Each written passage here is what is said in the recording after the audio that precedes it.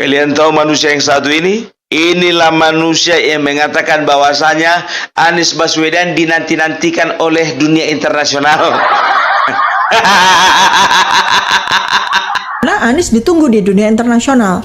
Oke, bukan ditunggu di penduduk DKI kembali. Enggak, Mas. Dunia internasional mana, Bos?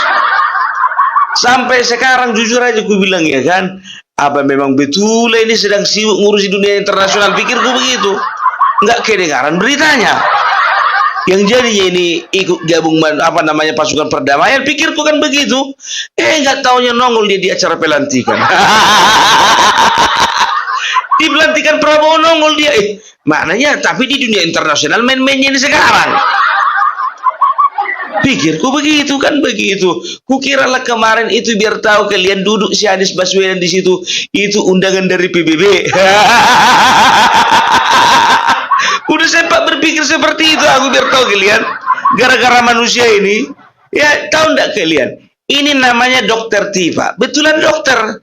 Tapi inilah dokter yang lebih banyak waktunya mengurusi masalah pilpres dan pilkada daripada ngurusi pasiennya. Serius. Orang biasanya dokter itu kan, ya misalnya ngurusi pasien, setelah itu observasi, melakukan eksperimen, melakukan diskusi sesama teman-teman seprofesi. Pikirku begitu. Dia memang rajin kali mengikuti forum-forum diskusi, tapi bukan diskusi kedokteran. Yang diikutinya Refli Harun, Roy Suryo. Ya, setelah itu saya Didu. Aku jadi berpikir, apa kayak gini ya sama sekali? Memang kualitasnya dokter yang satu ini, pikirku begitu. Alah, dokter Tifa. Berarti ini jujur aja aku bilang ya kan, kawan ini dokter, inilah ciri-ciri dokter yang nggak pernah kerja di rumah sakit umum. Inilah juga dokter yang ciri-cirinya, yang pasiennya nggak terlalu banyak.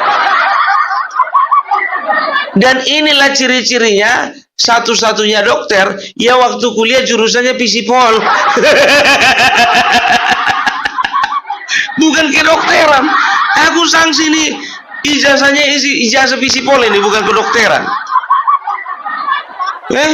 Lebih banyak lah ikut tengok komentarnya masalah politik daripada masalah kesehatan. Nah, bagus-bagus lawak. Kalau Refli Harun contohnya sama si Faisal Assegaf, katakanlah dulu, walaupun mereka menamakan diri mereka ahli tata negara, masih ada nyambungnya ke politik. Tapi kawan ini agak rajin kali, pikirku begitu. Aduh, Mbak Tifa, ya itu pasienmu itu diurus itu. Kenapa? Kekurangan pasien. Oh, karena kau kurang pasien, maka kurang pemasukanmu. Makanya kau cari pemasukan di media sosial. Iya, tahu. Dan tahu enggak kalian ya, baru-baru ini biar tahu kalian, berpidato lah dia. Berpidato memuji-muji bagaimana Bapak Prabowo terpilih menjadi presiden ke-8. Kita dengar dulu pidatonya. Hari ini, tanggal 20 Oktober 2024, Indonesia memiliki presiden baru, Presiden ke-8, Bapak Prabowo Subianto.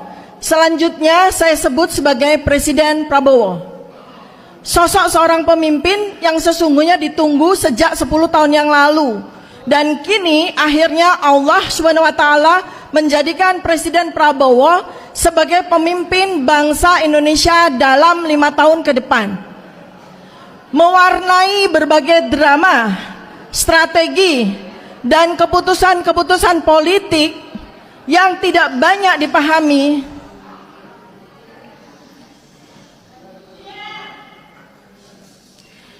dan karenanya menghasilkan kekecewaan karena ketidakmengertian dan berbagai pengorbanan, termasuk pertaruhan harga diri yang dilakukan untuk memuluskan jalan menuju jabatan presiden, termasuk harus tunduk selama 5 tahun berdamai dengan pemimpin zalim untuk menuju kursi presidensi. Akhirnya cita-cita Presiden Prabowo terwujud. Para pendukung Presiden Prabowo 5 tahun ini merasa dipecundangi, dihianati, dibuat sakit hati dengan keputusan Presiden Prabowo masuk kabinet, menjadi menterinya, pembantunya seorang penguasa zalim, pembohong, penipu, dan pengutang terbanyak sepanjang sejarah Republik ini, termasuk menggandeng seorang yang sama sekali tidak kapabel, anak dari si penguasa zalim, pembohong, dan penipu. Dalam 8 bulan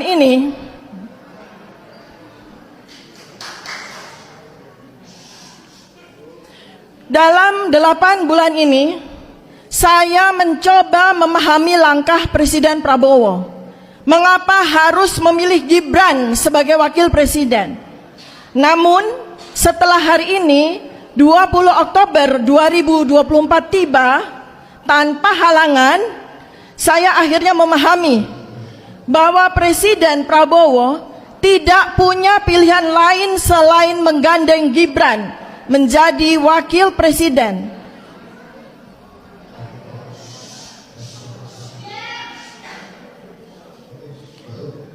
Untuk memastikan dukungan penuh si penguasa zalim mengucurkan dan menggelontorkan dana kampanye dan backup pihak-pihak termasuk lembaga-lembaga terkait dengan pemilihan presiden apabila Presiden Prabowo menjadikan anaknya sebagai wakil presiden. Presiden terdahulu menjadikan anak dari presiden terdahulu sebagai wakil presiden. Ternyata Tuhan Allah Subhanahu wa taala memiliki rencananya sendiri. Wa makaru wa makarallah berlaku dalam sebulan ini. Ketika mencuat akun Fufu Fafa yang selama 10 tahun ini dengan sadis, kejam, keji melontarkan berbagai caci maki, hinaan, risakan, bahkan fitnahan kepada Presiden Prabowo. Begitu keji pemilik akun Fufu Fafa ini bahkan menyamakan Presiden Prabowo dengan binatang landak yang menggelinding, menyamakan Presiden Prabowo dengan binatang yang menggemari makanan kroto, makanan binatang. Bahkan kekejian dan caci maki tidak cukup ditujukan kepada Presiden Prabowo saja, tetapi akun Fufu Fafa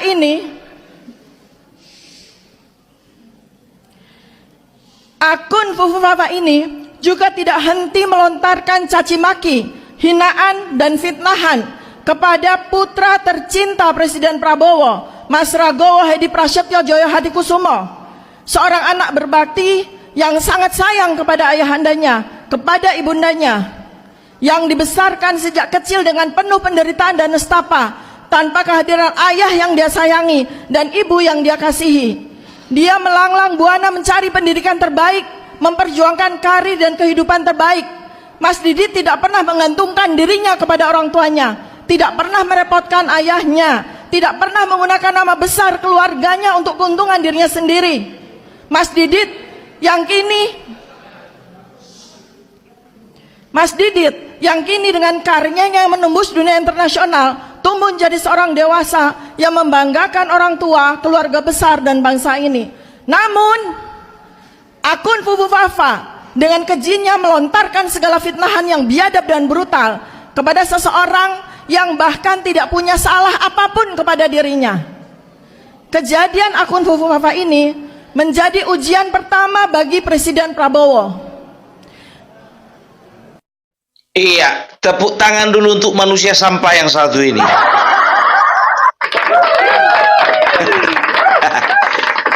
Inilah salah satu orang, ya, kalau ku bilang salah pergaulan. Selain Najwa Shihab, Mahfud MD, ini dokter juga salah pergaulan.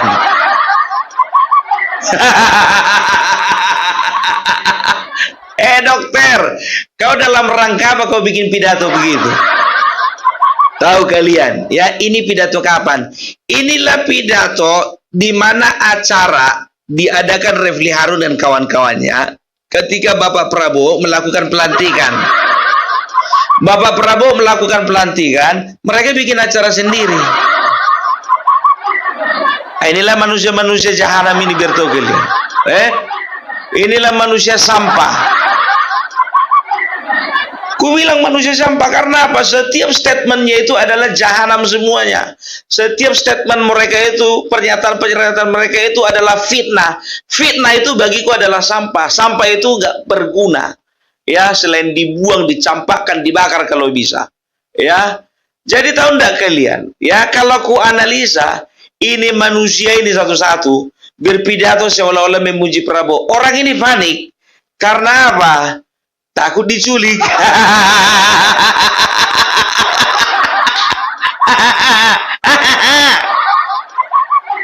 Istilahnya, ya kan, istilahnya ya.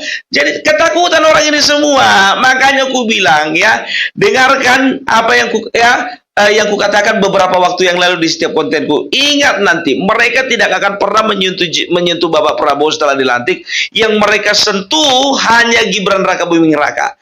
Kenyataan sekarang bagaimana mereka menyentil Gibran Rakabuming Raka ya. Kita akan bahas dulu poin per poin dari apa namanya dari yang disampaikan oleh sampah negara ini. Yang pertama katanya Bapak Prabowo terpaksa ya memilih Gibran karena apa? Karena Bapak Prabowo seolah-olah kata dia ya mengharapkan kucuran dana dari penguasa zolim. Kau kira Bapak Jenderal kami itu miskin? Nggak, level jenderal kami itu sama Faisal Assegaf, sama si apa namanya Refli Harun, Rosuryo, gabung kalian semua bisa dibeli kalian biar tahu kalian. Enak kali muncul kau itu bilang demi kucuran dana dari lembaga-lembaga. Bapak kau, bapak lembaga-lembaga, tapi kalah apa?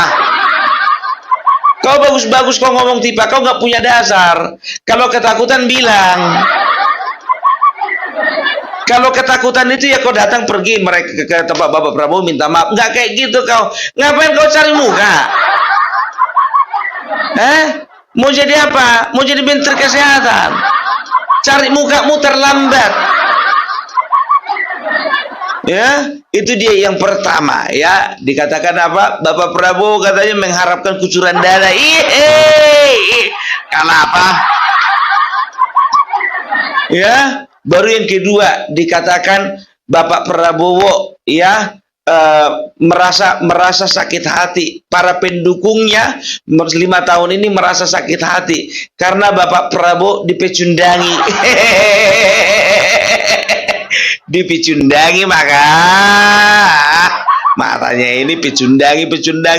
Sekarang begini, Bapak Prabowo itu dirangkul bukan dipecundangi, lapet.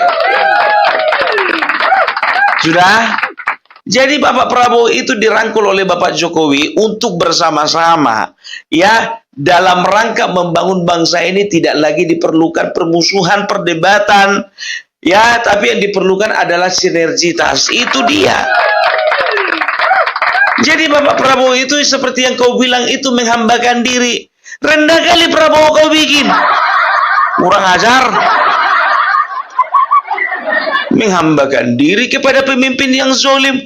Kau ngerti nggak mana pemimpin zolim sama mana pemimpin yang apa namanya yang membangun bangsa ya? Kalau Bapak Jokowi dari mana kau bilang zolim? Zolim Bapak Jokowi karena kau nggak pernah diangkat jadi menteri. Jadi menurutmu itu dia zolim. Bapak Jokowi zolim menurut Refli Harun yang 2 kali diberhentikan jadi komisaris.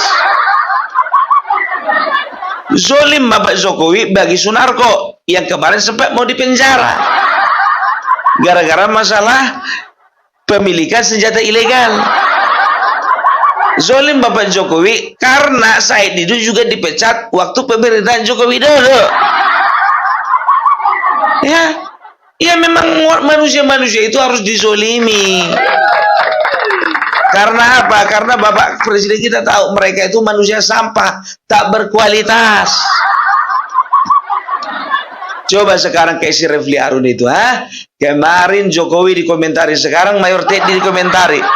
Pantang nggak ada mau bikin konten kawan itu. Ida, bikin malu aja kau. Bilang aja kau mau bikin konten. Biar laku kontenmu itu di Refli Harun Official. Lapek goreng. Ya, baru setelah itu apa? Ya, setelah itu poin berikutnya. Kawan ini seolah-olah mengingatkan bahwasanya Gibran lewat akun Fufu Fafa ya menjelek-jelekkan Mas Didit yang merupakan anak kandung dari Bapak Prabowo. Jadi artinya apa? Ini manusia sampah ingin membenturkan antara Gibran dan juga Mas Didit. Kau ngerti nggak? Mas Didit sama Mas Gibran itu berkawan karena apa? Karena Prabowo presiden. Gibran wakil presiden. Nah, Mas Didit anaknya presiden. Mau adu domba orang itu mana bisa. Kerjaan kalian kan begitu, ya. Kalau nggak bisa didekati, adu domba. Selanjutnya apa? Ya, dikatakan bahwasanya 10 tahun ini pemerintah ini dipegang oleh penguasa zolim. Ya, sekarang aku perhatikan ada lebih dari 5 kali kau katakan penguasa zolim. Ya, sementara selama ini ya semenjak pilpres ini, ku tengok muncul kalian yang zolim. Betul. Ya, coba bayangkan kalian ya, ada beredar foto-foto dan juga video yang mengatakan apa? Tangkap gantung adili, tangkap gantung adili. Mana realisasinya? Mana coba kau mana? Kelompokmu itu yang bilang gantung tangkap adili kan? Kalau muncung itu nomor 1. Orang kayak gini itulah dia, koarnya besar kali gitu. Mana kenyataannya nggak ada. Semua aku bilang sama kalian, jangan pernah percaya lagi sama mulut-mulut busuk kayak gini. Karena apa? Karena apapun yang dikatakan mereka, satu pun nggak ada realisasinya. Ini ku beri contoh beberapa, ya. Yang pertama, ya, mereka katanya bisa membuktikan akun Fufu Fafa sebelum pelantikan. Mana? Roy Suryo, kau kutunggu-tunggu dari kemarin mana? Muncung kau itu aja memang lebar kali, bau napas kau. Bodoh. Sampai sekarang pun nggak bisa kau buktikan.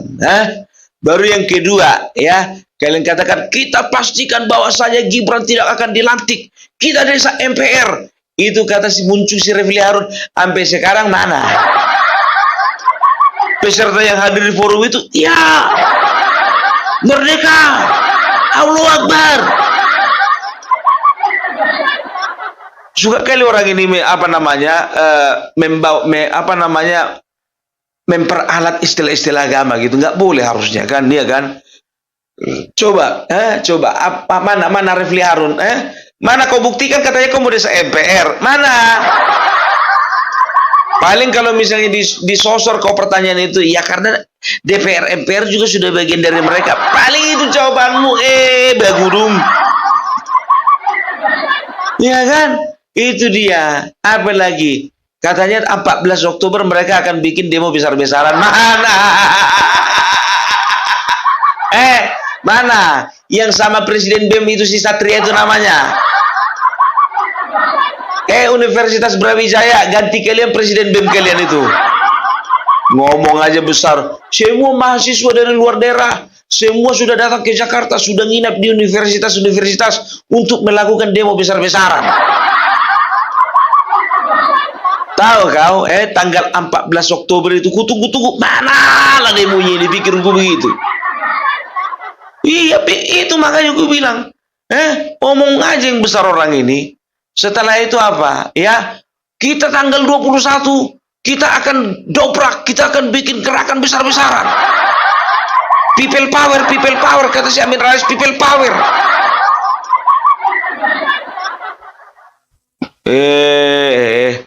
Kok bisa hidup orang-orang kayak gini ya? Aku pun heran kok bisa gitu hidup orang-orang kayak gini. Jujur aja aku bilang. Terus apa lagi? Dikasihlah rentang waktu lagi. Kita biarkan dulu Presiden Prabowo, kata si Amin Rais. Nanti 3 bulan kita minta dia untuk memecah siapa si Gibran. Amin, jujur aja ku bilang sama kau ya. Urus aja dulu kesehatanmu, baru kau urus kesehatan bangsa ini. Nggak cocok kau mengurusi kesehatan bangsa ini, sementara otakmu pun juga perlu disehatkan. Apalagi si Amin Rais datang dia kemarin itu ke pelantikan, pikirku siapa lah yang ngirim ini ke sini, pikirku begitu kan. Aku lupa kalau dia pernah dia jadi ketua MPR. Ya karena memang lihat kualitasnya itu rada gak percaya juga aku. Tapi cemana mau dibilang, tahun 99 kan aku udah hidup.